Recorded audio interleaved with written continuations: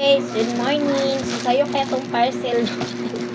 So, nag-order ko pang sale, guys. Ito na mga sobra-sobra na mga pagkaon para dili ko siya mamangon. So, ato na abilihan mo.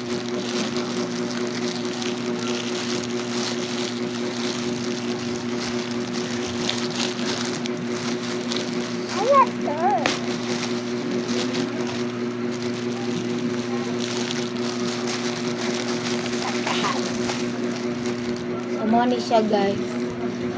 Patay. Nice scam. Yatay ning sailor, no? Papa!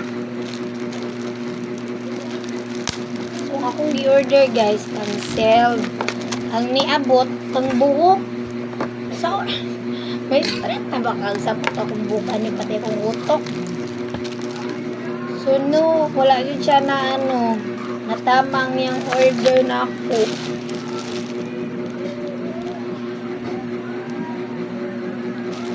Wala dyan siya, na mali dyan siya. Dapat kaning mga seller na dapat responsible po sila sa mga order sa ilang customer. Kay sayang po tawa ng kwarta para sa amin. Sama na po. Nadili po ko kuan siyempre, daot pa akong buhok. Sa mo pagkadaot po niya buhok ilang style niya unsa baka jud ni.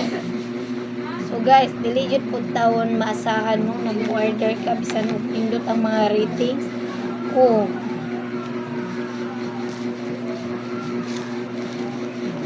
So scam, guys. Bisan muna pa naman ako ipon na ning coins para makales.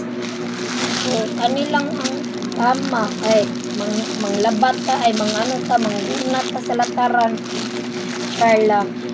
So, wala, guys. Happy pa naman ako na tamang item. Excited pa naman ko mag-sell. Labi na ako mga sao ko na. Isa may magpa-plancha dara. Bye guys. Nice ka, Mang Peg. Saan yun ako ng